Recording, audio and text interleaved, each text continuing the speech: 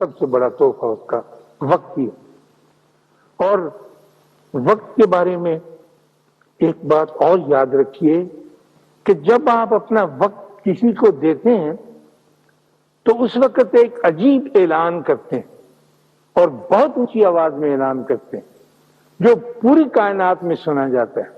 آپ اس وقت یہ کہتے ہیں کہ اس وقت میں اپنا وقت اس اپنے دوست کو دے رہی ہوں۔ اے پیاری دنیا، اے کائنات، اس بات کو غور سے سنو کہ اب میں تم ساری کائنات پر توجہ نہیں دے سکتی کیونکہ اس وقت میری ساری توجہ یہاں مرکوز ہو۔ آپ کہیں نہ کہیں، اعلان کریں نہ کریں، جس وقت آپ ہم آہنگ ہوتے ہیں اور ایمانداری کے ساتھ وقت دے رہے ہوتے ہیں تو پھر یہ اعلان بار بار آپ کے وجود سے، آپ کی زبان سے، آپ کے مسام سے، آپ کی وائب سے، آپ کی وائبریشن سے نکلتا چلا ہی چلا جائے۔ یہ آپ توجہ دیں اور توجہ ہی سب سے بڑا راز۔ میں ہمارا ڈرائیور نہیں تھا تو میری بہو وہ جاتی ہے درس سننے کی، کچھ ایسا ہے ان کا کام۔ تو میں نے اسے کہا تم پریشان کیوں ہوتی، میں تمہیں چھوڑ دیتا ہوں، دن کے وقت تو میں اتنی سی گاڑی چلا لیتا ہوں۔ تو اس نے کہا کہ ٹھیک ہے ماموں آپ مجھے لے جائیں، بڑی مہربانی۔ جب میں لے گیا اس کو اور جس مقام پر وہ بیٹھ کے خواتین درس لیتی ہیں تو ظاہر ہے میں تو آگے نہیں جا سکتا تھا، میں نے اسے اتارا تو میں نے درس دینے والی خاتون کا ایک عجیب اعلان سنا جو میں سمجھتا ہوں یہ مردوں کی قسمت میں تو نہیں، میں نے مردوں کے بڑے بڑے جلسے دیکھے، ان میں ایسی خوبصورت بات میں نہیں سنی۔ وہ بیوی اندر کہہ رہی تھی کہ اگر تم، اے پیاری بچیوں اور بہنوں، اگر تم اپنی بیٹی سے بات کر رہی ہو یا اپنے خاوند سے بات کر رہی ہو یا اپنی ماں کی بات سن رہی ہو اور ٹیلی فون کی گھنٹی بجے تو ٹیلی فون پر توجہ نہ دینا کیونکہ وہ زیادہ اہم ہے، کیونکہ آپ نے اپنا وقت اس کو دیا، چاہے کتنی بھی گھنٹی کیوں نہ بجتی رہے، کوئی آئے گا سن لے۔ یہ بات میرے لیے بڑی نئی اور میں نے اپنے حلقہ احباب میں اپنے دوستوں یا لوگوں سے کبھی ایسی بات نہیں سنی تھی، لیکن میں اس خاتون کی یہ بات سن کر بہت خوش ہوں اور اب تک خوش ہوں۔ اور اگر یہ بات ان بیویوں نے سمجھی ہے تو بے حد قیمتی بات ہے، اور غالباً اس سے قیمتی بات انہوں نے اس درس میں، اس روز کے درس میں اور کوئی نہیں دی ہے۔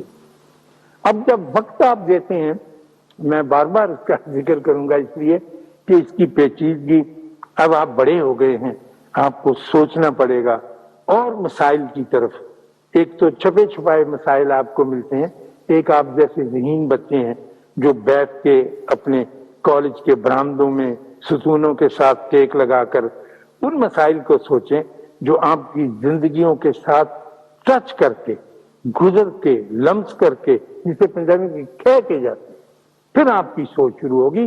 ورنہ پچھے ہوئے سوال جو چلے آ رہے ہیں انگریز کے وقتوں سے، جو ہمارے سوال ہوتے تھے، اگر انہی کو آپ ریپیٹ کرتے رہیں گے تو پھر آپ آنے والے زمانے کو وہ کچھ عطا نہیں کر سکیں گے جو آپ کو عطا کرنا ہے۔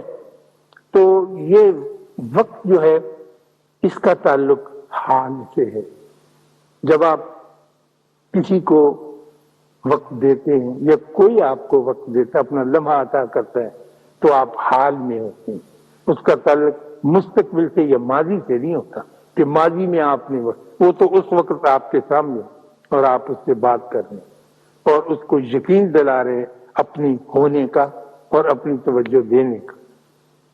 لیکن کبھی کبھی یہ اب تفریح کے طور پہ میں بات کرتا ہوں اور میں اپنے استاد کو بہت داد دینے کے لیے اور ان کا مان بڑھانے کے لیے اور ان کے سامنے عاجزی سے کھڑے ہونے کے لیے کہتا ہوں کہ جس زمانے میں ہمارے استاد پطرس بخاری ہمیں یہاں چھوڑ کر گورنمنٹ کالج میں چلے گئے تھے UNO میں، اور وہ نیو یارک میں رہتے تھے، تو جس علاقے میں یا جس بڑے فلیٹ میں یا جس ایمبینس، جس جگہ پر وہ تھے، وہاں پر استاد مکرم بتاتے ہیں کہ رات کے 2 بجے مجھے فون آیا اور بڑی غصے کی آواز میں کوئی خاتون بول رہی تھی اور وہ کہہ رہی تھی کہ look here your dog has been barking continuously for the last half an آور.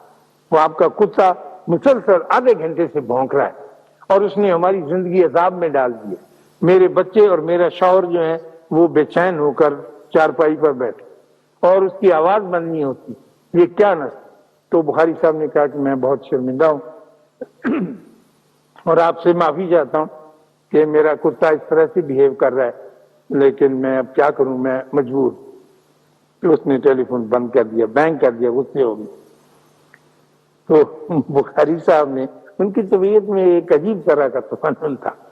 اگلے روز رات ہی کے 2 بجے ٹیلی فون کر کے اس خاتون کو جگایا اور کہا کہ محترمہ میرے پاس کوئی کتا نہیں، مجھے کتوں سے شدید نفرت.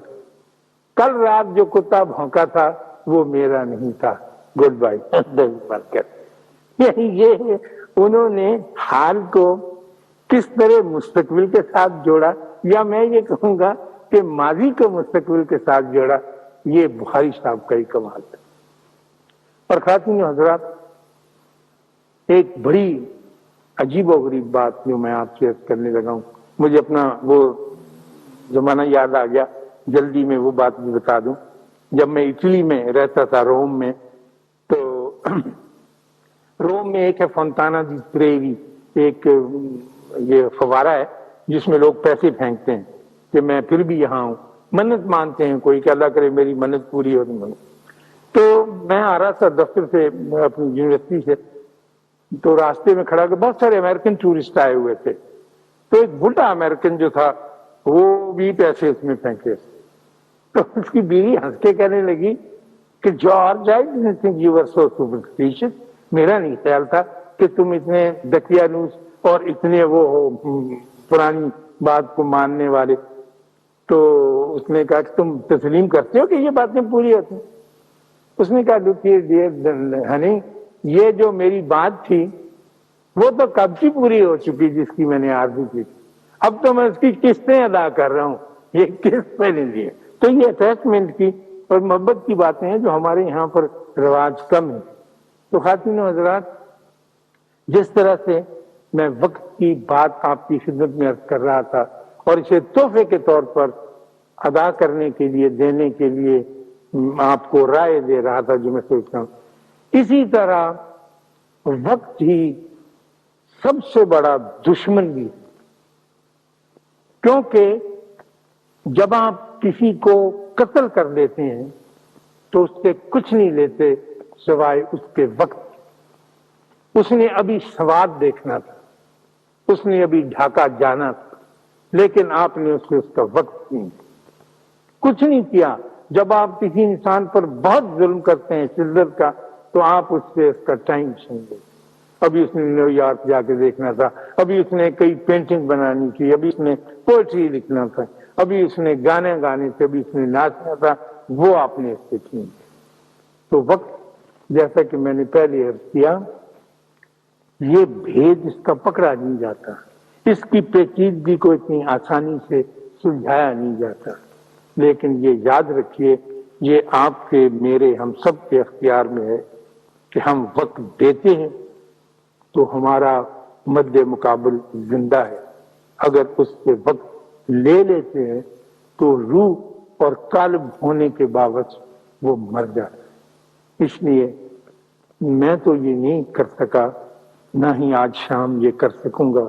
میری بڑی آرزو تھی اور ہے، لیکن مجھے ایسے کام درپیش ہیں کہ میں اسے پھولوں کا ایک گلدستہ تو بھیج دوں گا، لیکن میں اپنا آپ اس کو پیش نہیں کر سکوں گا. یہ میری بدقسمتی اور میری کوتاہی.